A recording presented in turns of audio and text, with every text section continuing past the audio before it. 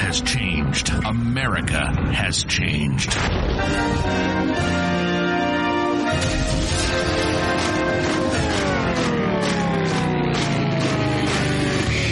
If something were to happen tomorrow, how self-sufficient would you be? Could you grow your own food? Could you sustain your own livestock? Could you survive? This is the We Grow Our Show with Nick and Don. Nick and Don talk about everything from politics to planting. They cover techniques, methods, and tips on how to not only survive, but thrive. Visit the website at WeGrowOurs.com. Lock and load. This is the We Grow Our Show. Get your grow on. Welcome back to the We Grow Our Show. Happy 2015. Happy 2015, y'all. Just kidding. It's still 2014 when we're recording. Well, yeah, but nobody knows that. It's a little bit of podcast magic, man. We record it ahead of time and release it later. So as many of you know, we've taken the month of December off to spend time with our families and get back on track. Yeah. Got to recharge the batteries. Yeah. All of this magical, entertaining value needs to get a little bit of a break. You know? So we are starting off the year with a very special guest. Yeah, I'm excited to have him on. Yeah. This week, this month, this year, we start with Mr. Will Allen. And I don't. Oh, drum roll's supposed to be beforehand. You know what I think about drum rolls. Yeah. Yeah. Edit time. That's right. We're already back to editing, and it's the first show of the year. So Will is just awesome. We had we did a show on composting with Mark Furman. So you can go back and look at our composting. Go to WeGrowOurs.com. Like episode 24, isn't it? Yeah. It was back in the springtime. So since we haven't done this in a while, Yeah. WeGrowOurs.com. And if you look at the side, on the right-hand side, there's what's called a tag cloud. It's got words in there. There's like words? There's like words. Aquaponics, composting, prepping, urban farming. And if you click on that, it brings up all the episodes related to that. Oh, really? Yeah. I didn't even know that. If you want aquaponics, click on show. aquaponics. All of the 4 or 5 episodes we've done that we talk about aquaponics, it's there. And composting is there too. So it's a good way to kind of go through that. And we're trying to make some improvements this year on the website. So if you guys have suggestions, it's WeGrowOurs.com/askus. Send us our feedback. Send us your feedback. Send us your stories, your pictures. Record your voicemail if you want to be on the show. Ask your questions, whatever you want. Mm-hmm. So Will Allen of Growing Power. Yes. I'm excited to have this guy on. Yeah. You just want to get to that? Yeah, let's do it. Give him All a call. Welcome back to the We Grow Our Show. We've got an awesome guest, Mr. Will Allen, the founder, farmer, and CEO of Growing Power. How are you doing today, Will? Oh, it's great to talk to you, Don. Well, I'm glad to have you on the phone. How's the weather there in Wisconsin? Well, it's not so bad today. It's around 33. Ooh. Some areas 35. So it's a beautiful day. What can I say? Yeah, I had the air conditioner on in my truck coming over to the studio. So Arizona's a little different than Wisconsin. Yeah, I'm jealous. I wish I could take a break and have some of that kind of weather sometime. Well, I'm glad that we're recording this, but to hear Will Allen say he's jealous of me, that's an accomplishment in my book. I don't know. So you have done a lot of stuff. You have transformed an area in the city into the ability to produce food. That's got to be one heck of a journey. You started off playing basketball. How do you make that transition from basketball player in the thick of it and then turn it over to growing Organic food? farming. Yeah. It seems like a big, long bridge. Yeah, I actually come from a legacy of farmers that go back over 400 years of continuous farming, even to today. So I wasn't one of those families. We weren't one of those families that 5 generations ago we stopped farming. So we've always farmed. I grew up on a farm as a youth. So it was a matter of after I went to college and played professional basketball, to be able to go back really to my roots, to grow food for people. So that's basically what I do, but in a different kind of way than maybe my father's generation in terms of adding some technology to our farms, the use of renewable energy to be able to reduce the production costs and things like that. So to be able to grow fish in aquaponics systems inside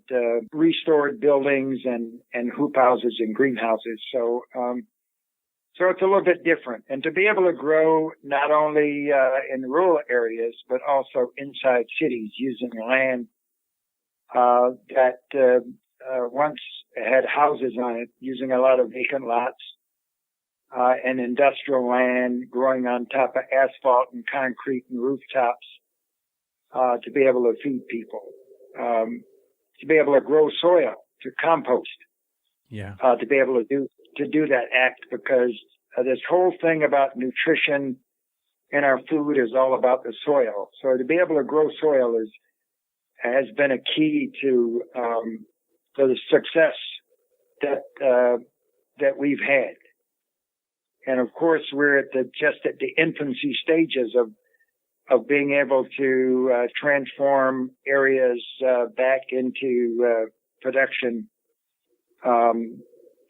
close to cities and inside cities all over the country and all over the world, really. So Growing Power is the organization that you do all of this through.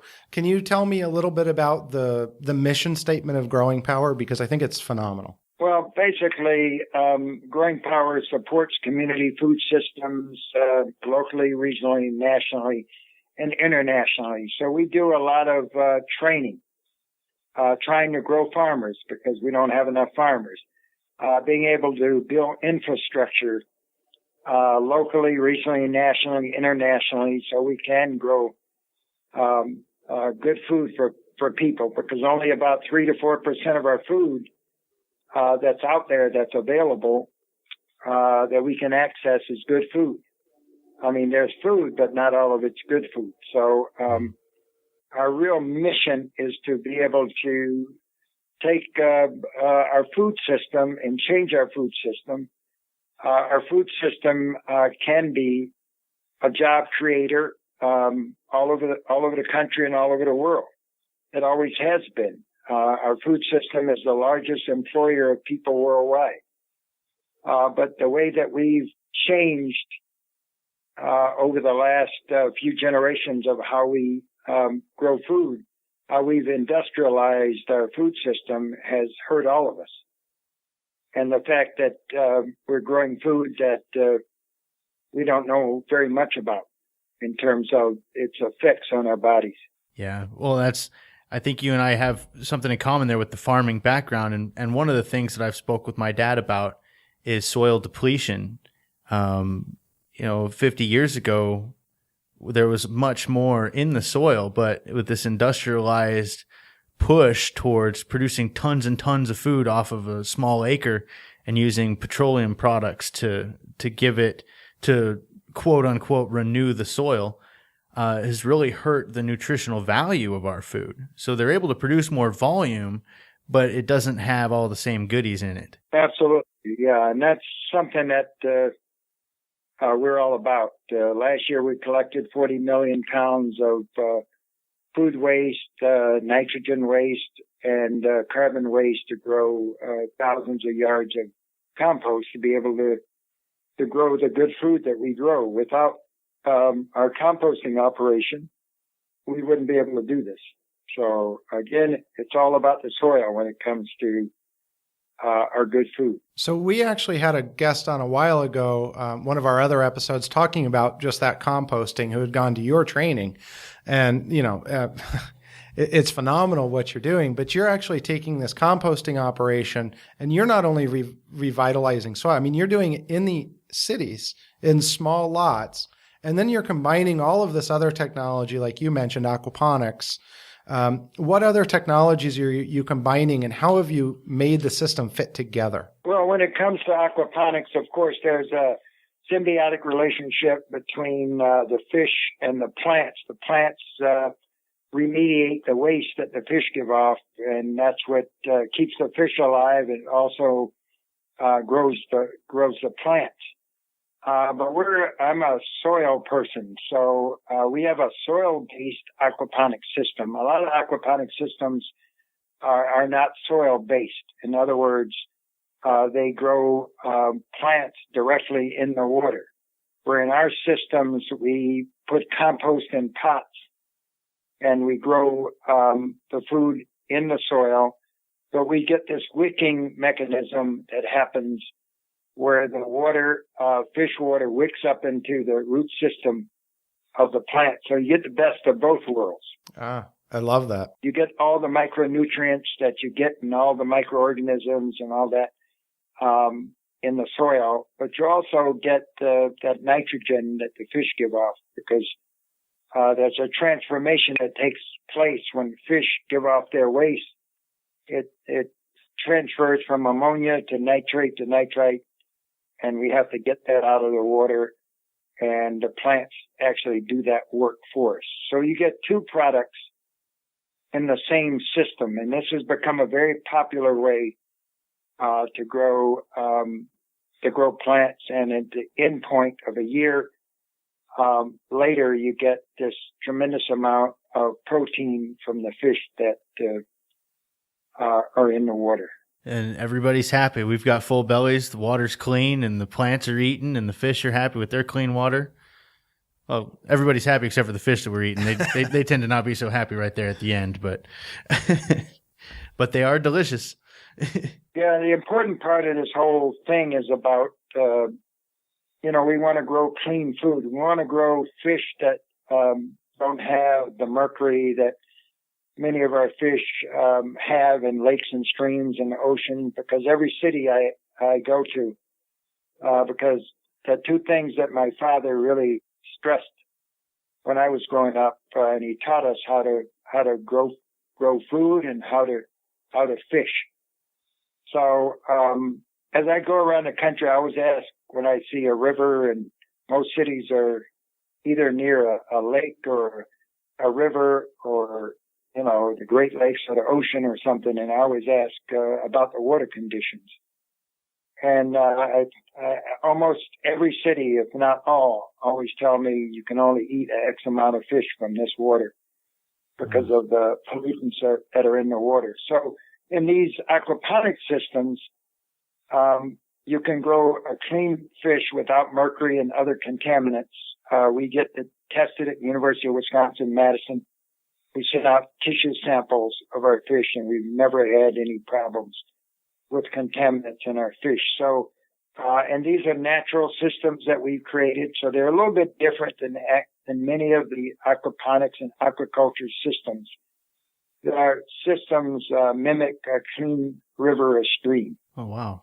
Yeah, I want to definitely learn more about this. I've been doing aquaponics for about 10 years now, and I've got an aquaponics business, and I've been looking more and more into how to make it more natural, how to incorporate that natural ecosystem in it, and I love what you're doing with that. So keep on going with it.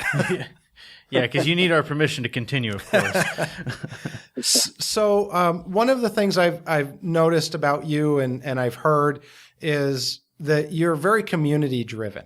So with Growing Power and in Wisconsin there, do you need help? Are you looking for community? And are you expanding beyond your own community to do anything where somebody in Arizona might be able to help you out? Yeah, we're in our 22nd year. So we grow about 300 acres of outside production, about 25 acres of greenhouse production in Milwaukee, Chicago, and Madison, Wisconsin, where our farms.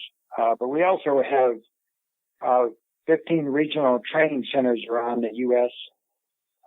Where we work with these groups in different cities and help build their infrastructure and take them along the continuum to learn how to grow in a similar fashion that we do. So that's something we've been doing for quite a few years, and it's something that seems to work.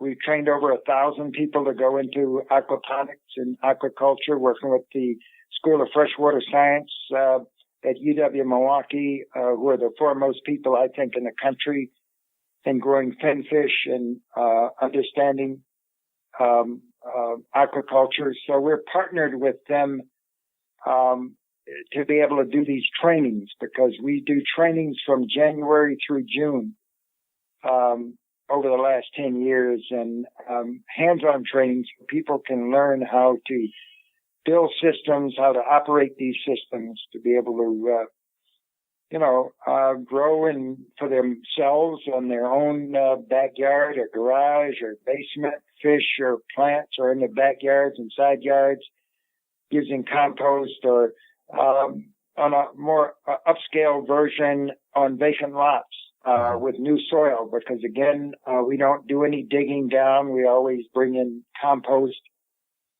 that's weed free, because it goes through the composting process, and new clean soil to be able to grow food, because that's what we're going to have to do. That's what we have to do. And to be able to grow inside buildings, and to be able to grow inside greenhouses and hoop houses because of climate change. We can't predict when we're going to have a major cold front that comes in, or a late spring like we had here in Wisconsin this year, where many of the outside crops were late and some of them didn't make it or couldn't get planted.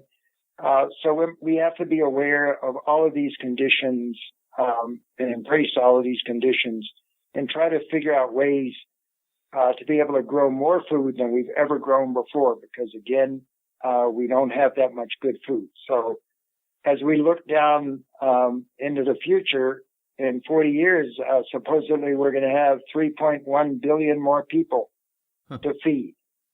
And if we can't feed the people we have around the world now, how are we going to feed 3.1 billion more people? So that's the big elephant in the room, if you want to call it that. How do we do that when the majority of our population worldwide is going to be living in cities or just outside of cities? So we're working on vertical farms and other things that need to be researched and tested to prepare for the future, to prepare for this next, 5,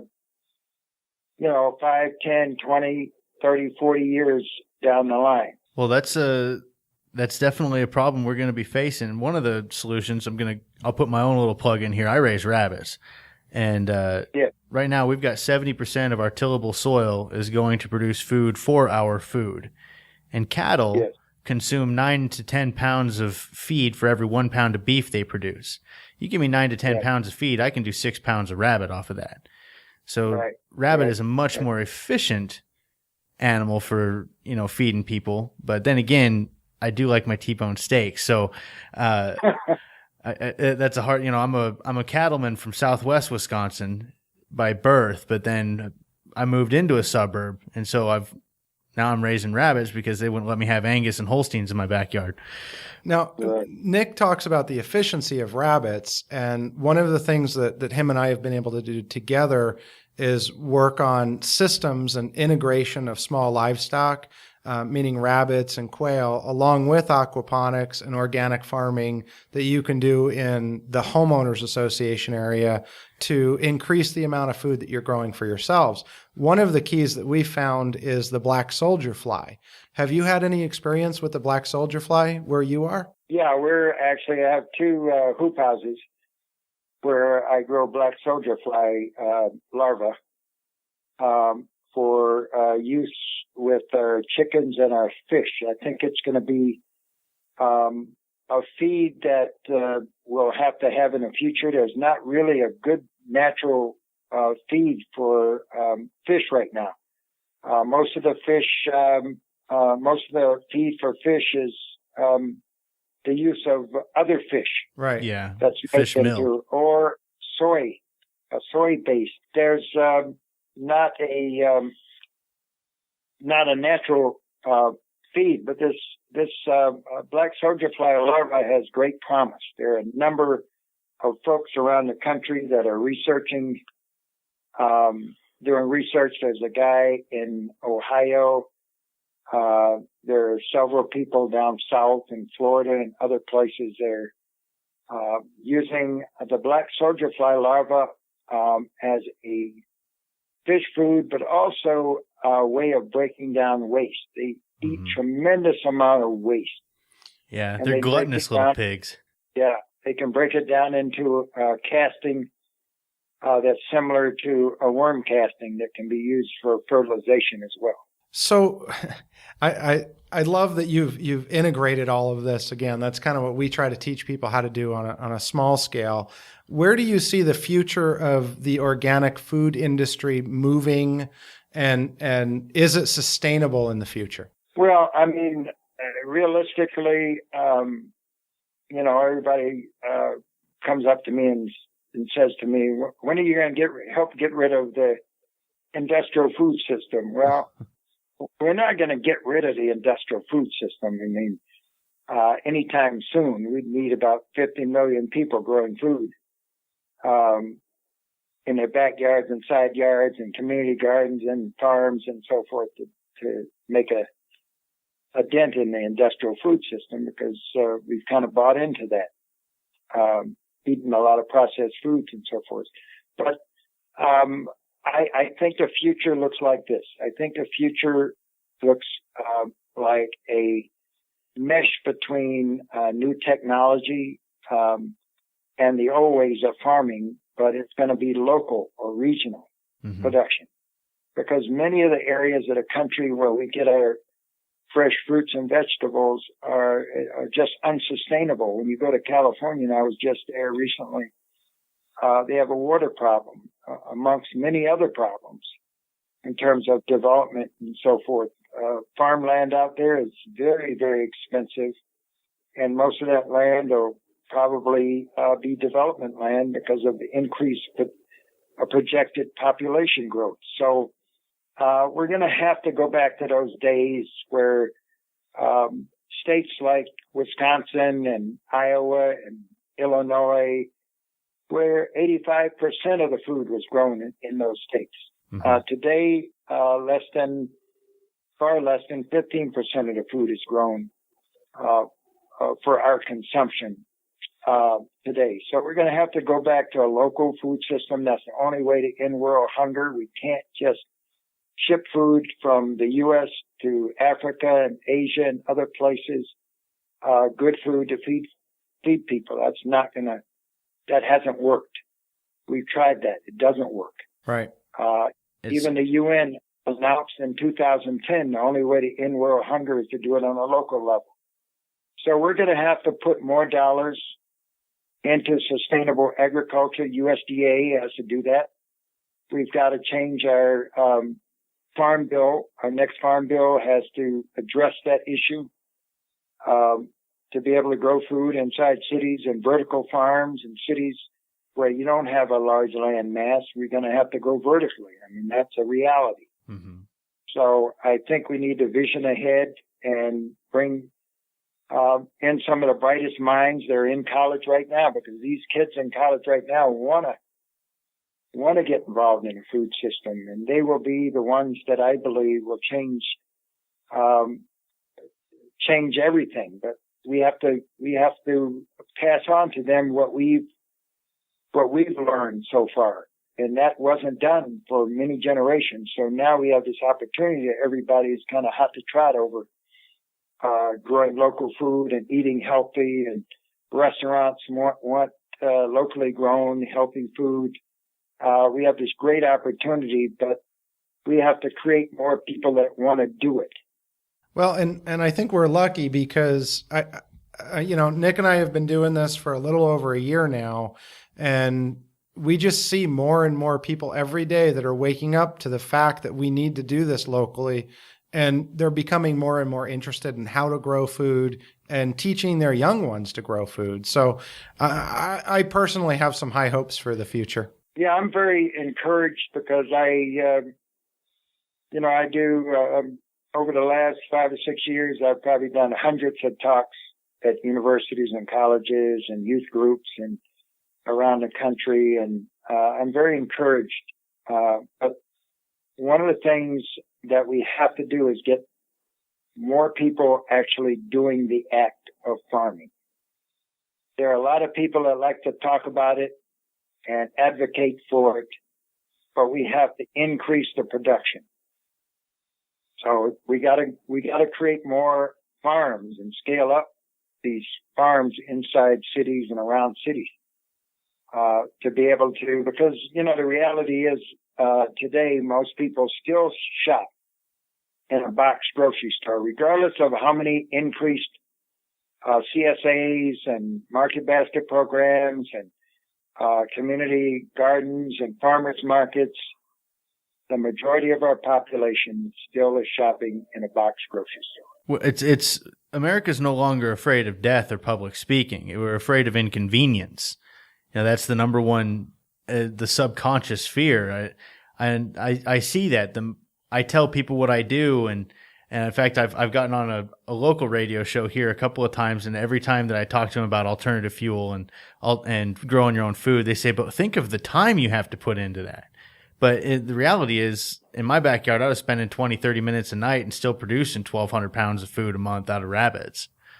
But here's a question. So somebody comes up to you and says, "I really want to do what you're doing, but you have this massive thing that you've built that's very intimidating." I would tell them to eat an elephant, you eat one bite at a time. But what would you say? What is Will Allen's advice for getting started in growing your own food? Where's the first bite out of that elephant that you take? Well, the first thing is people have to get trained. Training. Yeah, and they start small. I never tell anybody to try to start big. I've seen too many big projects come into these cities, and 2 years later they're gone. Many of these big projects that come in, they make big promises on hiring a lot of people and so forth, and they get frustrated because the people aren't trained and they're not able to train the folks. And to really farm is an art form. It's a passionate art form. You have to have a passion to do it. It's not about doing it because it looks sexy and you do it for a year or whatever. But you have to be able to sustain what you do. You say that you guys have just started doing it a couple of years. Well, I've been doing it for 50 years. Somehow you have to be able to energize yourself to be able to do this act. You have to somehow find the energy to do that, and that's one of the hardest things to do. That's a question I always get asked. How do you get energized? How do you stay focused on where do you draw your energy from? So that's kind of where I'm at with this. But the bottom line is we have to train folks. We have to grow new farmers. The average age of farmers are over 65 years of age. We have to strengthen our mid-sized farms around the country because those have always been the backbone of getting that good food in our cities. When you go to farmers markets, those farmers aren't coming from the city. Those farmers are coming from the rural areas that are maybe within 100 miles of a major city. So we need to keep those guys in business at the same time build infrastructure of growing food inside cities and right on the outskirts of cities and the suburbs. So my dad, he's got 198 acres. He's got 200 acres, 60% of which is pasture in southwest Wisconsin. And I share ideas with him, but he's stuck in the old boy paradigm of buy the fertilizer, solid fertilizer, spend 18 gallons of diesel fuel picking your corn per acre, and use the genetically modified foods because that's how you get the volume, that's how you do everything, and that's the cookie cutter way.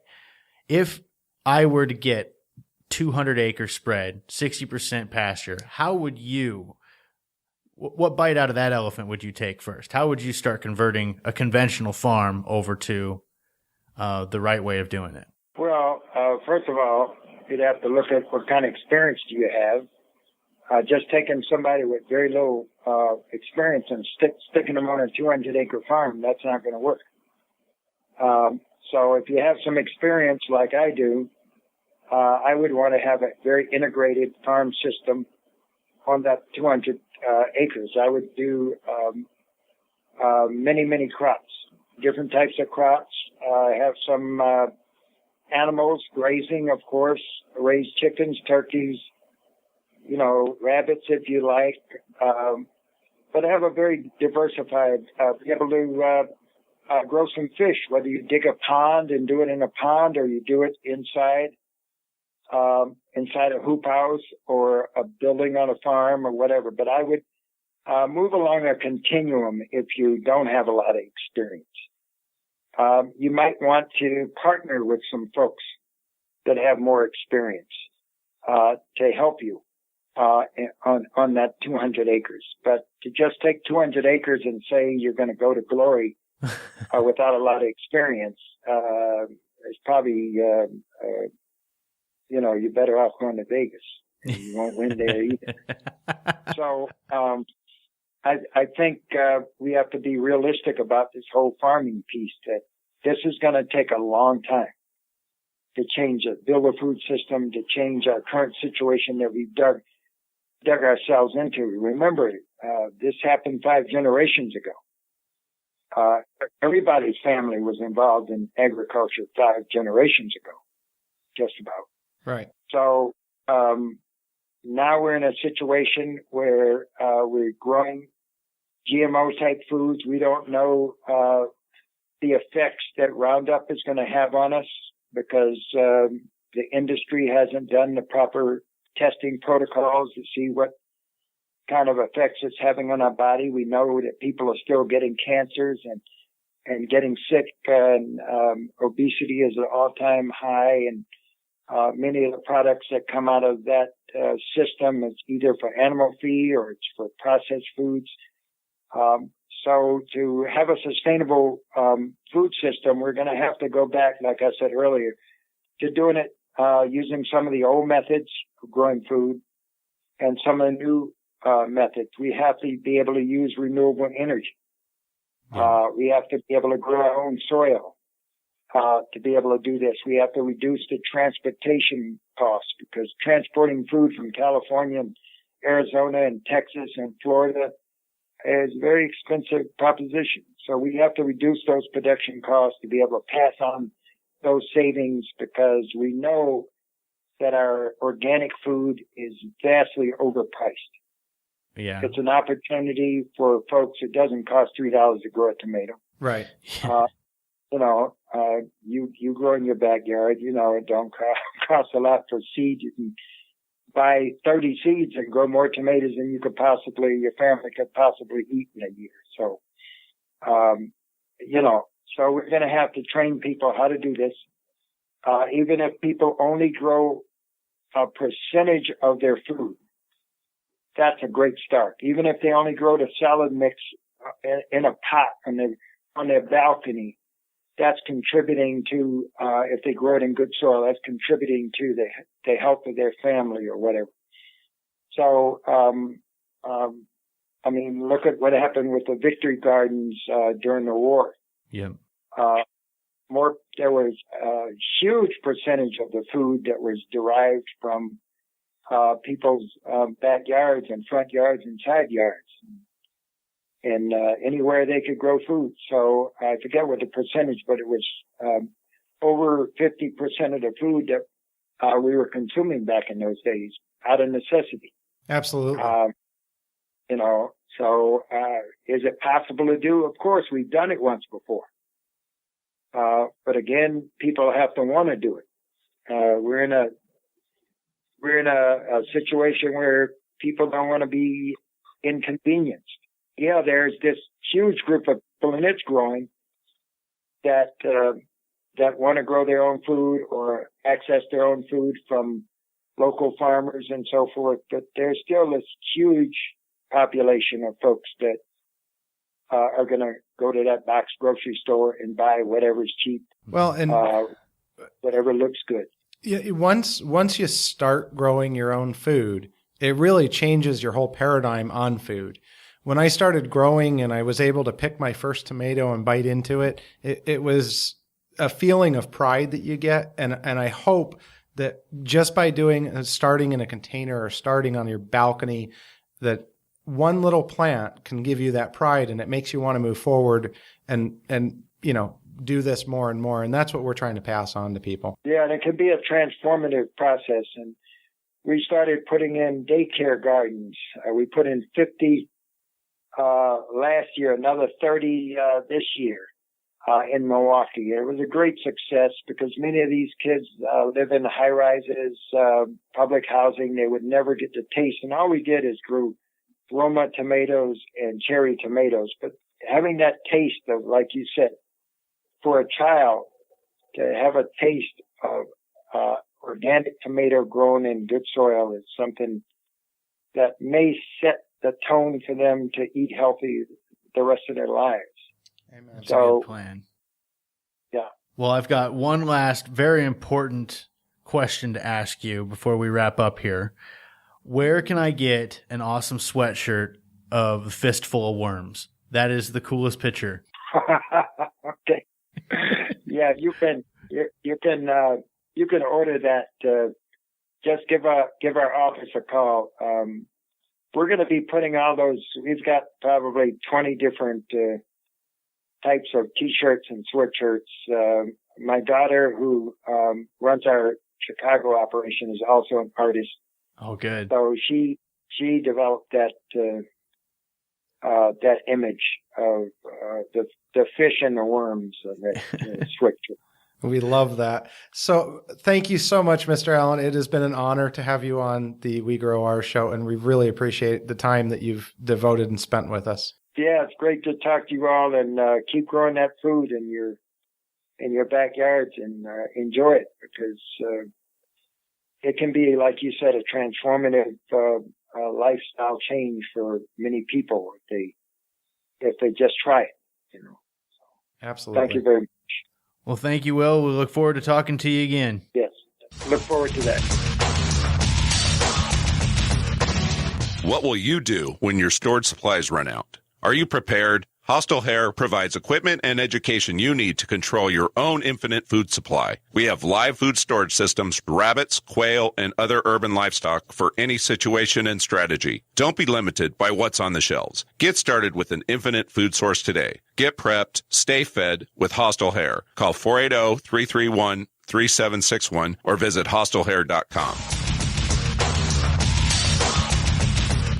And talking about starting off the year with a bang. I was riveted. I think that's the least I've talked in an interview before. I just wanted to hear what he had to say. Yeah, he's been doing this a while. Yeah. I think we can learn something from him. Yep. And I like his view on it, because he's been farming for 50 years. Yeah. I haven't been on this planet for 50 years. So the dude knows what he's talking about. And it's really sad to think about the fact that 5 generations, I was under the impression we were like 3 generations removed, but I guess he's right. It's 5 generations removed from the last farmer in our bloodline. At this point, yeah. At this point. And, we can blame it on the invention of the supermarket and refrigerator. We can blame anything we want. Yeah, but we're all responsible for it. Exactly. We have distanced ourselves. We've become unaccountable in our minds for where our food is made, what it goes into it. And if you're listening to the show, obviously you've heard this before, but we are responsible for what we eat. It's our duty to make sure that the animals that we're eating were treated with respect. Yeah. We should. I'm not telling everybody to be a vegetarian, because I'm over here killing and eating Thumper, but I make sure that he kills out quickly and as painlessly as possible. And that's our duty. It's our responsibility. Yeah. So getting started, we got to have training. Yeah, I think that's a key. And I hope we're providing some. Yeah. So we've got like 42 episodes. How many episodes? Yeah. 42? 43, 42, something Somewhere like in there. that. I don't know. I lost count about 2 weeks ago. But yeah, go back and listen to some of those. They're not full classes, but they'll definitely get you in the right direction to learn how to take that first bite out of the fat elephant that is growing your own food. Yeah, and I found it interesting that he was saying a lot of people are into the whole movement of local food and finding the farmers markets, yet they're still going to the grocery stores. But I think a key in that is I still run into a lot of people who are not growing anything. Now, they might be avidly going to the farmers markets and going out and looking at the grocery store and looking for the organic labels and looking for the local labels. And that's great. Everybody should be doing that. I think if you can do 10% of all your food local, you'll make a huge impact nationally with in your local market. It's going to make a big dent in the Monsantos of the world and the Tysons of the world and whatnot. But you need to go plant something too. Yeah. It's not just buying something, it's planting something. And even if it's a tomato plant on your balcony, or a potato is a really good place to start. They grow so easy. You can get some really good, start composting, throw that compost in and throw some potatoes in there, and you end up with 100 pounds of potatoes in a year out of a 55-gallon drum. I don't think I've ever grown a potato. Very easy. They're really good. It's an easy way to contain your garden, and I love them. Now, obviously, Will Allen was talking about aquaponics. Yeah, I was like, yay! I actually had the pleasure of watching the childish face that Don made when he mentioned aquaponics. It was like, oh, yes, aquaponics. Well, he talks about the passion, and that's where my passion lies. I love raising goats and chickens and rabbits and everything else, but my passion is in the fish. Mm-hmm. It's the aquaponics, and he's doing some really cool stuff with it. Fish lover. I do. I love fish. So he's doing some neat stuff. I mean, he's not just doing the basics of aquaponics, as most people know. If you go back and listen to our episode on aquaponics, it was called True Aquaponics. You'll find that most people use a clay-based media or something similar, a rock media, and they're filtering their water with it. He's taking this and going one more level. We do wicking beds with our system, which is where you put in that beautiful soil that you compost, and you create that soil out of it, and you plant, and the water goes in the bottom. But he's doing this on a much larger scale and combining that. And I think it's a phenomenal thing. And it's great because he's doing it in the city, in vacant lots that almost all vacant lots in the cities anymore are contaminated. Yeah. That's why he was saying they don't dig. I don't know if you caught that. I did. I wasn't going to push the issue because they're going into industrial locations and taking abandoned industrial places that you can't grow things, and they're adding a layer there and adding soil, so the roots aren't going into the ground that's there, and they're adding this healthy stuff on top of it. And that's what the community gardens and whatnot that he's doing in his big composting. He's got a huge composting business, set up that they do a lot of this, and they collect, what did he say, over 40 tons a year of food waste, and they're creating soil in the city. You can do that. I like the term that he used. He didn't say creating soil. He said growing soil. Growing soil. I did. That was neat. That really stood out to me. And, I've talked to a few people about that. It's like, they say, oh, go buy a bag of potting soil at Home Depot. Here's a sealed plastic bag that's in the sun and gets blazed hot, probably killing off everything that's inside of it. And then you've just got a bunch of dead matter that you put on the ground. Yeah. The reality is you want some of those microbials to be alive. You want stuff living in there. You want this process to continue, So maybe look at our episode on, I'm going to say this wrong. Bukashi. That's the one. With Morgan. Yeah. And also Mark had a great one. Yeah. And, start your own compost going so you don't have to go and spend. Who wants to spend money on something you can decomposed matter? Well, that's a weird thing to do. Make your own. And it's so easy to do. I mean, I've gotten more and more into composting, and my coffee grinds. That's what got me started. Is I was throwing away so much of that, and people kept saying, "You got to compost that," and I started to, and I went, "Wow, this is kind of cool."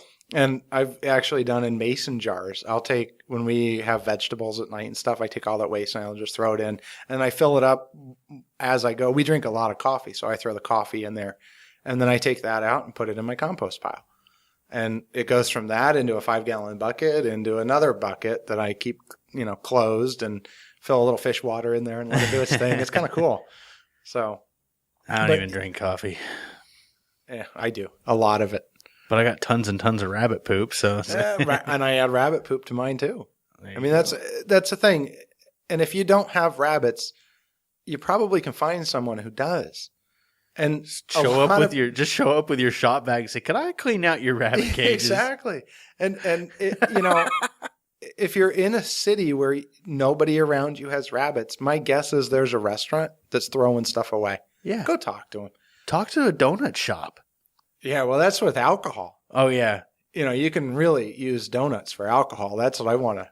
That's my next project. I want to get into that. In fact, I'm hoping we get out in January out to California and take a look at David Bloom's operation in California. And that was, I believe, episode 40. You can go back and listen to David Bloom on alcohol.